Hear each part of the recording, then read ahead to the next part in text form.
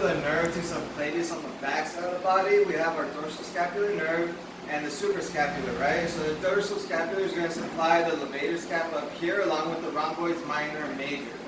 Okay, as I've stated before, my favorite muscle, the infraspinatus, right above that is going to be the supraspinatus, supplied by that suprascapular nerve. Okay, so a few things to keep in mind here is that posture, right, before we have posture where the chin is lifted, this levator scap is going to be shrunk. Okay, it's going to be locked in a shorter position right here.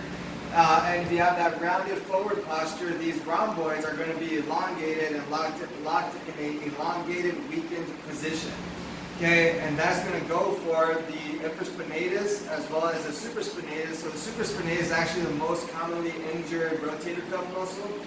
Okay, and if this is pulled all the way forward, it's basically stretching this little supraspinatus out, and you got this big infraspinatus covering the whole shoulder blade. Okay, so those are going to get yanked forward, and that's why a lot of the tears, tendonitis, bursitis, all that stuff inside the shoulder joint happens back here. Okay, so a few things you can do back here as far as working on it, and reference back to my old videos where I show the trap release, moving the arm forward up here. Okay, once you move it up, it's going to kind of shorten them here and pull everything forward, so that way it's a little bit more pliable along the spinal column here. I'll get more into detail on that later on when I talk about like low back and stuff, because the extensors run on top of that as well. And then even above that is going to be your mid and low traps as well. Okay, so you just want to be able to break all this area up and then dig into the trap. The thing about the traps is when you have this rounded shoulder posture, if you look at a drawing of traps, they actually kind of spiral in towards the end over here.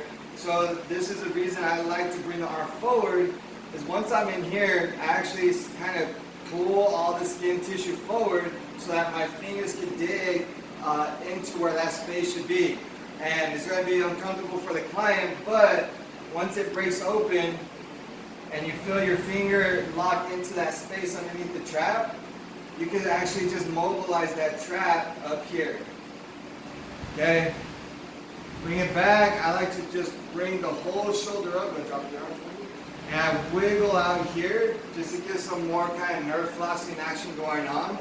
And then I'll come right back into the trap and open it up again.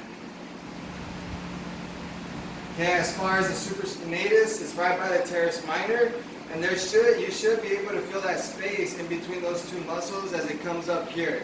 Okay, so just kind of fish around. Once that you feel a groove, a lot of times you're going to have to break it open as you go up higher towards the shoulder blade and the shoulder itself. Your clients' fingers might go numb and it'd be uncomfortable for them, but just warn them.